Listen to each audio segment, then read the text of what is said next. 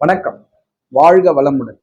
தென்னாடுடைய சிவனே போற்றி, எந்நாட்டவர்க்கும் இறைவா போற்றி, மூவிரு முகங்கள் போற்றி, முகம்பொழி கருணை போற்றி, ஏவரும் துதிக்க நின்ற ஈராறு தோல் போற்றி, காஞ்சி மாவடி வைக்கும் செவ்வேல் மலரடி போற்றி, அண்ணான் சேவலும் மயிலும் போற்றி, திருக்கைவேல் போற்றி போற்றி, வெற்றிவேல் முருகனுக்கு அரோகரா. திருமணம், அதை பத்தி பார்க்கலாம். இப்போ கிட்டத்தட்ட எனக்கு ஒரு 10 நாளா நிறைய பேசக்கூடிய வாய்ப்பு. எந்த டாப்பிக்கை பற்றி நான் நிறைய பேசிக்கிட்டு இருக்கேன், மக்கள்கிட்ட பேசிகிட்டு இருக்கேன் அப்படின்னா, இந்த திருமண தடை. திருமணம் சீக்கிரமாக நடக்க மாட்டேங்குது, தள்ளிக்கிட்டே போகுது, இதுக்கு என்ன பண்ணுறதுன்னு தெரியல அப்படின்ற ஒரு விஷயத்தை தான் இப்போ ஒரு 10 நாளாக நிறைய நான் ஃபேஸ் பண்ணிட்டு இருக்கேன். பார்க்குற மக்கள்லாம் திருமண தடை திருமண தடை, திருமணம் தள்ளிக்கிட்டே போகுது. அது பையனா இருந்தாலும் சரி, பெண்ணா இருந்தாலும் சரி, ரெண்டுமே பிரச்சனைக்குரியதா இருக்கு. அதை மக்கள் சொல்ற விஷயம்லாம் என்னன்னா, ஒரு 2 விஷயத்த சொல்றாங்க. ஜென்ரலாவே எல்லாருமே பொண்ணு வச்சுக்கிறவங்களும் சரி, பையனை பெற்றவங்களும் சரி, வரக்கூடியவங்க மருமகளா இருக்கட்டும், மருமகனா இருக்கட்டும், ஒரு நல்ல உத்தியோகத்தில் இருக்கணும், பணம் சம்பாதிக்கணும்னு நினைக்கிறாங்க. அது அரசு பணியா இருக்கலாம் அல்லது தனியார் பணியா இருக்கலாம், எதுவானாலும் இருக்கலாம். ஆனா கை நிறைய சம்பாதிக்கணும், அந்த மாதிரியான ஆட்களை தான் நான் தேடிக்கிட்டு இருக்கேன் அப்படின்றாங்க. இன்னொரு விஷயம் பார்த்தீங்கன்னா, விவசாய வேலை பார்க்குறவங்க, கூலி தொழில் வேலை செய்கிறவங்க, இவங்களுக்கெல்லாம் எனக்கு ஏதாவது ஒரு பொண்ணோ இல்லை பையனோ கிடைச்சா போதும், நாங்கள் கல்யாணம் பண்ணி வச்சுருவோம் அப்படின்றாங்க. சூப்பர். அதாவது ஒரு ஒரு நல்ல நேரம்னு நினைக்கிறேன். நம்ம இந்த டாபிக் வீடியோ பேசிட்டு இருக்கோம். அருமையான மழை கொட்டுன்னு கொட்டுது. ரொம்ப நல்ல மழை பெஞ்சிட்டு இருக்கு. இது ஒரு நல்ல சகுனமாக தான் நான் நினைக்கிறேன். நான் இப்போ ஏழைகள்லாம் இப்படி நினைக்கிறாங்க. ஆனால் படித்தவங்க எனக்கு பணம் சம்பாதிக்கணும், எனக்கு அப்படி தான் மாப்பிள்ளை வேணும், பொண்ணு வேணும் அப்படின்னு சொல்லிட்டு எதிர்பார்க்குறாங்க. பட்டு அதையெல்லாம் தாண்டி இந்த அரசு பணியில் இருக்காங்க இல்லையா, அவங்களுக்கும் பார்த்தீங்கன்னாக்கா திருமணம் தள்ளி போகுது. அப்போ இன்னொரு வகையில பார்க்கும்போது, அரசு பணி பொண்ணு தான் எனக்கு வேணும், அரசு பணியில இருக்கணும், அவங்க மாப்பிள்ளை கவர்மெண்ட் உத்தியோகத்தில் இருக்கணும் அப்படின்னு எதிர்பார்க்குறவங்க ஒரு செட் ஆஃப் பீப்புள்ஸ் இருக்காங்க. பட் எல்லாருக்குமே திருமணம் தள்ளி போகுது. மாப்பிள்ளை அரசு பணியில் இருக்காரு, தனியார் பணியில் இருக்காரு, கூலி தொழில் செய்கிறாப்புல. பட் இவங்க 3 கேட்டகரியிலுமே பார்த்தீங்கன்னா திருமணம் தள்ளி போகுது. அவங்கவுங்க கேட்டகரிக்கு ஏற்ற மாதிரி தான் பொண்ணு தேடுறாங்க, மாப்பிள்ளை தேடுறாங்க. பட் மாப்பிள்ளையும் இருக்கு, பொண்ணும் இருக்கு. அதையும் மீறி ஏதோ ஒரு காரணத்துக்காக திருமணம் தள்ளி போயிட்டே இருக்கு. இதுக்கெல்லாம் காரணம் என்ன அப்படின்னு நம்ம அலசி ஆராயும் போது 2 விஷயம் புலப்படுது. ஒன்று, அந்த குலதெய்வத்தினுடைய வழிபாடு அவங்க சரியா பண்ணாதனால அவங்க வீட்டில் இந்த திருமண தடை வந்துகிட்டே இருக்கு. 2வது விஷயம், ஒரு செட் ஆஃப் மக்கள் எனக்கு இந்த ராசி தான் வேணும், இந்த நட்சத்திரம் உள்ள பெண்ணு தான் வேணும், இந்த ராசி உள்ள மாப்பிள்ளை தான் வேணும், இது இருந்தால் மாமனாருக்கு ஆகாது, இது இருந்தால் மாமியாருக்கு ஆகாது, இது மைத்துனருக்கு ஆகாது, இப்படிலாம் பேசிக்கிட்டு காலத்தை விரயமாக்கக்கூடிய செட் ஆஃப் பீப்புள்ஸ் ஒரு பக்கம் இருக்காங்க. பட் நமக்கு திருமணம் நடக்கணும் அப்படின்னா, ஒன்று நம்முடைய பூர்வ ஜென்ம வினை நல்வினை இருந்து அதனால நமக்கு திருமணம் நடக்கும். அதாவது சின்ன வயசுல நிறைய பேருக்கு திருமணம் நடக்கும். அதுக்கெல்லாம் காரணம் பார்த்தீங்கன்னா அவங்க குலதெய்வ வழிபாடு, அவங்க செய்து வந்த தொழில், இதெல்லாம் ஒரு நல்ல முறையில் அவங்கள கொண்டு அடுத்த சந்ததின்னு சொல்லிட்டு அவங்கள அடுத்த கட்ட வாழ்க்கைக்கு கொண்டு போகும். பட் இதெல்லாம் சரியில்லாம நம்முடைய பூர்வ ஜென்ம வினை தப்பா இருக்கு, நம்ம குலதெய்வ வழிபாடு நம்ம சரியா செய்யல அப்படின்னு சொல்லும்போது அந்த குலதெய்வ வழிபாடு நம்ம திரும்ப மேற்கொள்ளணும்.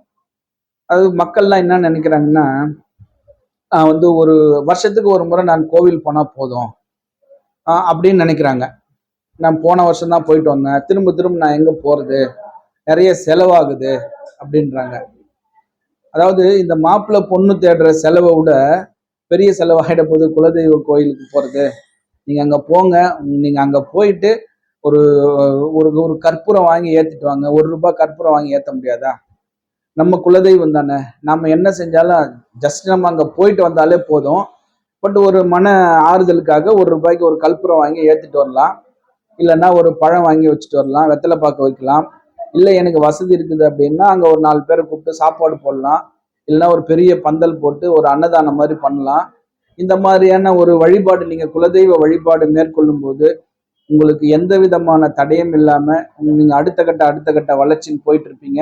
உங்க குடும்பத்துல அந்த திருமண தடை இல்லாம இருக்கும். சரி சார், இப்போ திருமண தடை இருக்கு, எனக்கும் வயசாயிட்டே போகுது, நான் திருமணம் செய்யணும், அதுக்கு நான் என்ன பண்ணணும், பரிகாரமா நான் என்ன பண்ணணும் அப்படின்னு சொல்லிட்டு கேட்குறவங்களுக்கு கோவில் தான் தீர்வு.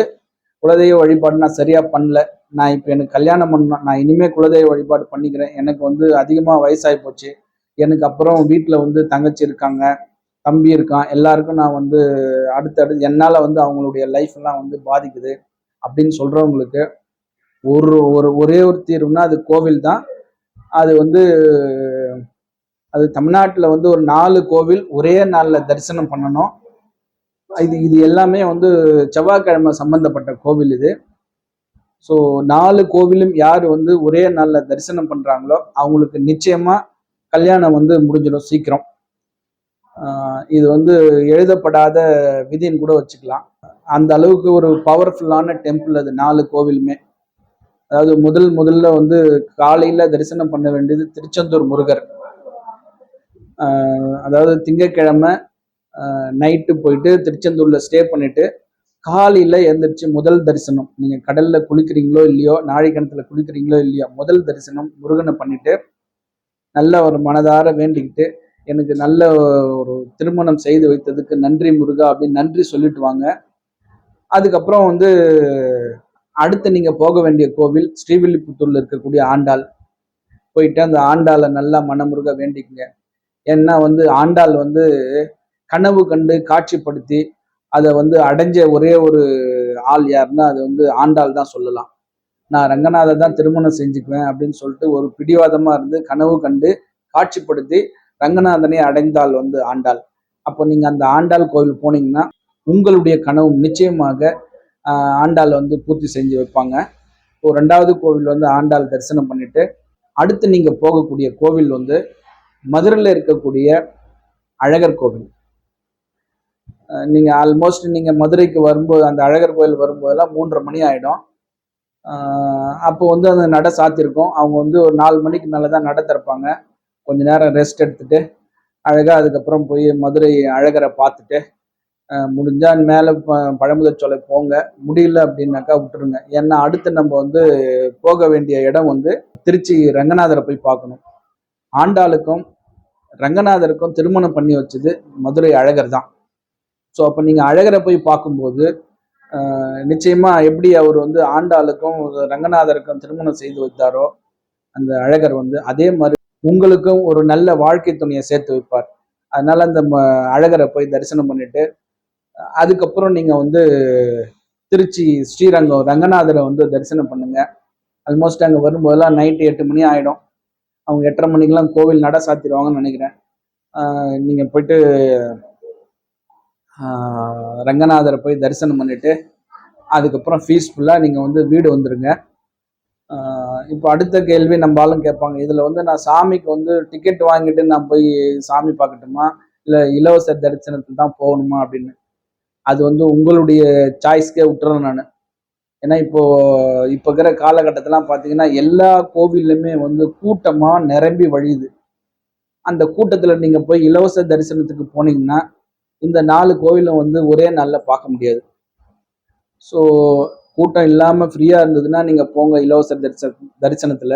இல்லை அப்படின்னாக்கா நீங்க பே பண்ணிட்டு தான் போக வேண்டியதா இருக்கும். ஏன்னா காலகட்டம் அந்த மாதிரி சூழ்நிலையா மாறி போச்சு.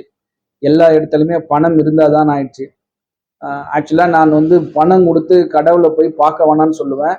பட் காலத்தின் கட்டாயம் நம்ம அதுக்கு தள்ளப்பட்டிருக்கோம். கடவுளை பார்க்கணும்னா கூட இப்போ நம்ம காசு கொடுத்தாதான் பார்க்க முடியுன்ற ஒரு நிர்பந்தமான சூழ்நிலைக்கு நம்ம தள்ளப்பட்டிருக்கோம். ஸோ நீங்க பணம் கொடுத்துட்டு போனாலும் சரிதான், இல்லை தர்ம தரிசனத்துல போய் பார்த்தாலும் சரிதான். பட் நமக்கு அந்த கடவுளை பார்த்தாகணும். அந்தந்த கோவில்ல இருக்கக்கூடிய மூலவரை போய் பார்க்கணும். அது உங்களுடைய வழி அது. அதுக்கப்புறம் நீங்க வீட்டுக்கு வந்துடுங்க. வீட்டுக்கு வந்துட்டு அதுக்கப்புறம் நீங்க அந்த முயற்சியை மேற்கொண்டீங்கன்னா நிச்சயமா உங்களுக்கு திருமணம் உறுதியா முடிஞ்சிடும். ஸோ யாரெல்லாம் இதை வந்து ஒரே நாளில் தரிசனம் பண்ணணும், இது செவ்வாய்க்கிழமை மட்டும்தான் பண்ணணும். இதை மற்ற நாளில் பண்ணீங்கன்னா அது வந்து பலன் இருக்குமா என்னன்னு எனக்கு தெரியல. பட் செவ்வாய்க்கிழமை பண்ணால் இதுக்கு வந்து 100% பலன் உண்டு.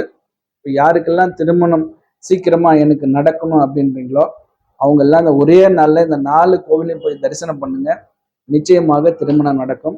நீங்கள் ஒரு நல்ல திருமணம் முடிந்து ஒரு அற்புதமான வாழ்க்கையை வாழ நான் இந்த ஆண்டாளையும் முருகனையும் ரங்கநாதரையும் அழகரையும் வேண்டிக் கொள்கிறேன். மீண்டும் ஒரு நல்ல தகவலோடு சந்திக்கின்றேன். 6 தடந்தோள் வாழ்க, 6 முகம் வாழ்க, வெப்பை கூறுசை தனிவேல் வாழ்க, குக்குடம் வாழ்க, செவ்வேள் ஏறிய மஞ்சை வாழ்க, யானைத்தன் அணங்கு வாழ்க, மாரிலா வள்ளி வாழ்க, வாழ்க சீர் அடியார் எல்லாம், வெற்றிவேல் முருகனுக்கு அரோகரா. வணக்கம். வாழ்க வளமுடன். எல்லாம் செயல் கூடும்.